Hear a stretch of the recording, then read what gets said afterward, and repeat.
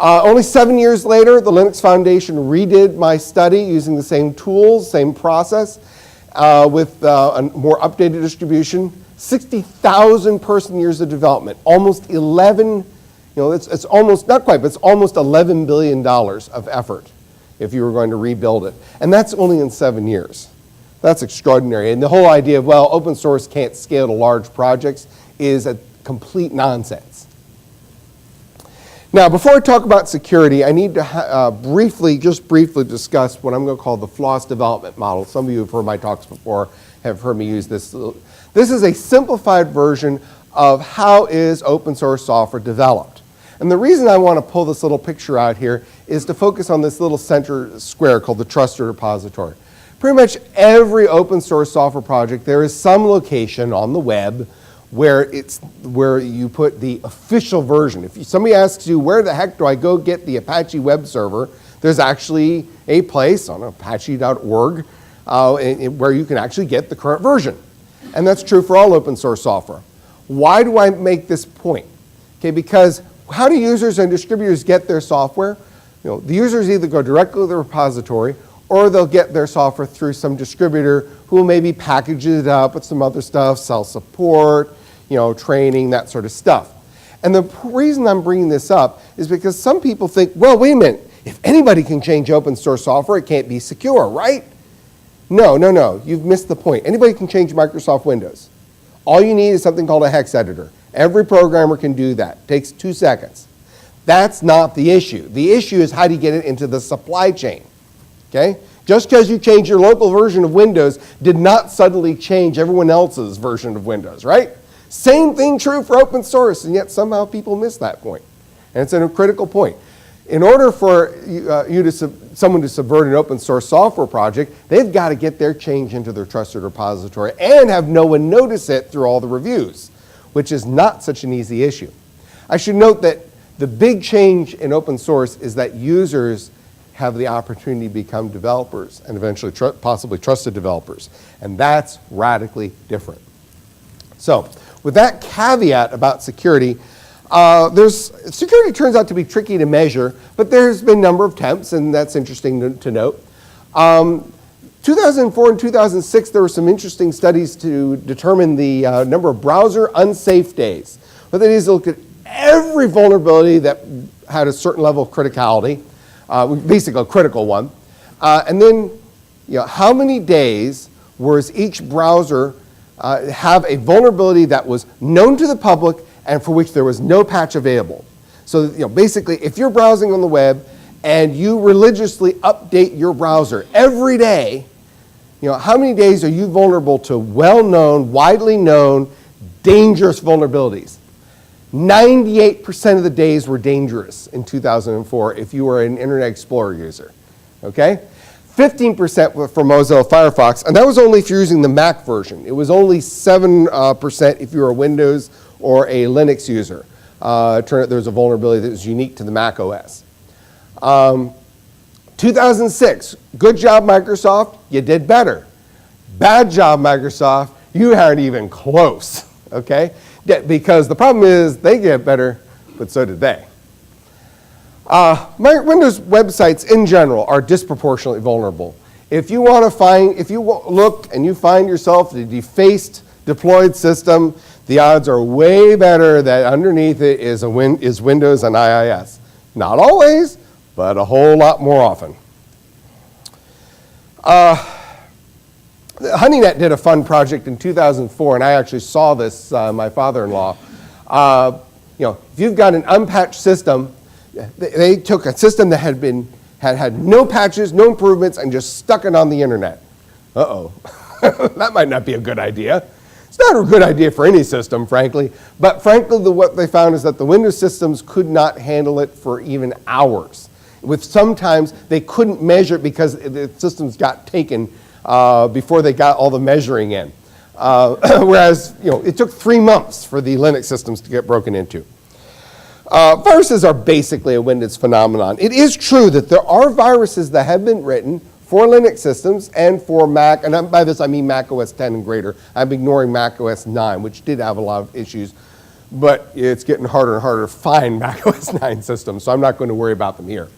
The thing is with Linux and Unix-like systems, can a virus be written? Yes. The problem is propagating them. Because if a virus can't propagate, and they have great difficulty propagating on those systems, they're not really all that useful. Whenever you hear viruses on the news, you can pretty much assume, in fact, really, you can assume, you mean a Windows virus, because that's what they are. And finally, there's some other interesting stats here. This is an old one, but I think it's interesting. Payne did a more detailed study on security, doing a number of measures and so on, and basically found that OpenBSD and Debian did very, very well compared to Solaris, which at that time was proprietary. And a survey of a vast number of software development managers actually favored FLOSS based on their experience.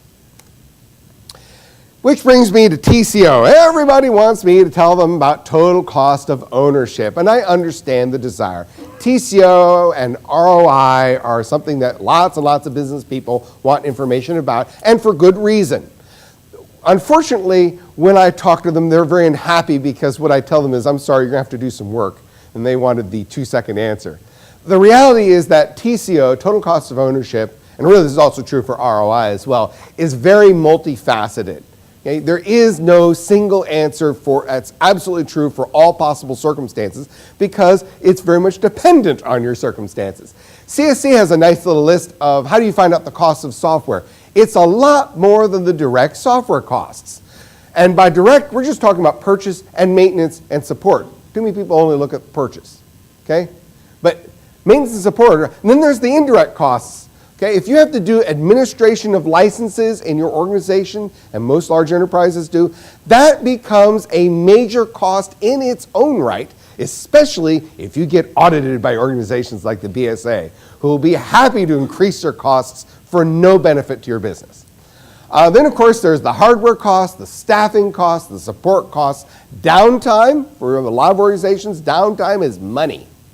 Okay, so you better include those if you're talking about TCO. And a lot of people want to only talk about, well, let's talk about the 1-year horizon, and we're only going to talk about the purchase price.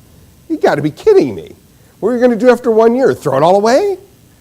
Time horizon, very important. Okay, circumstances, very important.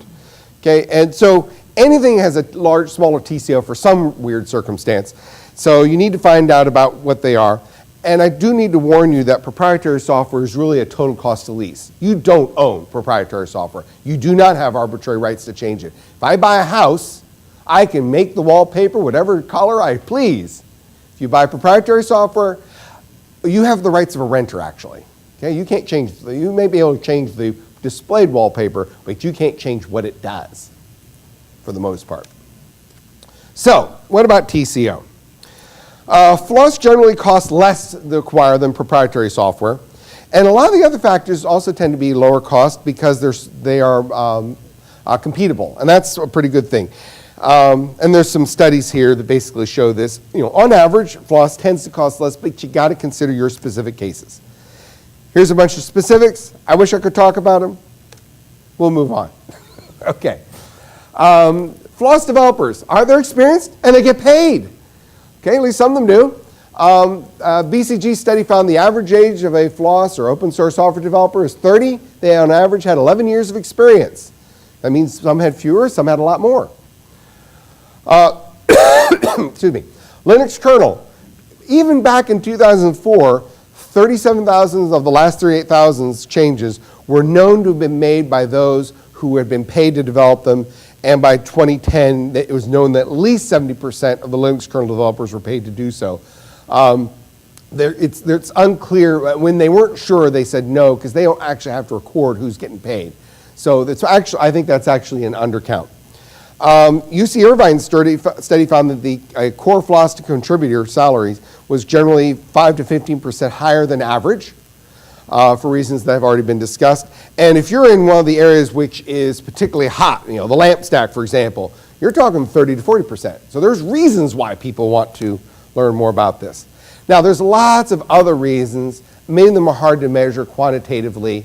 to consider open source software. A lot of people, of course, talk about social, ethical, moral reasons. Certainly that's the Free Software Foundation's position.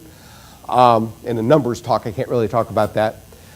Fundamentally, for a lot of users, it's open source software to a great extent is about avoiding the risk of lock-in into single source solutions. Here, in this conference, I've heard from the mayor and many other folks here a great interest in supporting the local and domestic IT infrastructure. And I hear that in other places too. That has a value to them. Now, since I'm up here, I want to quickly throw in a couple comments that although they're not numbers things, the process of me gathering all these numbers really forced me to confront some important issues, and I'd like to relay them on to you, even though technically some of these aren't numbers per se, but that's okay. I think they'll be helpful. One is that FLOSS, or open source software, is commercial. I've heard today, and I've heard in many other conferences, well, we can either choose the open source or the commercial. I want to convince you that, in fact, that's a bad phrasing. Okay, you're on the wrong foot. You have already made a mistake. There are reasons some people use those phrases, but the problem here is that it's simply not true. Many open source software projects are supported by commercial companies. Red Hat, Novell, IBM, Microsoft. Microsoft has an interesting and complicated relationship with open source, but they actually not only support, they even develop and release some open source software. They don't like it when there's open source software that competes with their proprietary products, but yet in other areas, they'll be glad to develop and release open source software. There's a lot of money in open source software. Citrix bought ZenSource for $500 million. This is actually one of my favorites, Red Hat buying JBoss. Here we've got an open source software company buying an open source software company. If this is a scam, of all the things, an open source software company should know it, and in fact, they value open source themselves. IBM reported that in 2001, they were investing $1 billion in open source. What's really remarkable is that they said they'd made it all back by 2002. I want that ROI. Okay? Venture capitalists invested $1.44 billion in open source software from 2001 2006. This is after the dot-com bust, guys. Okay? We need to be more careful. Here's where we need to put our money. Oh, that's interesting. Not all developers are paid, but a lot are. And of course, open source software licenses and projects approve of commercial support. But if you're working anywhere with the federal government, this is actually probably the one you need to know the most. It turns out that the US law defines what the term commercial means.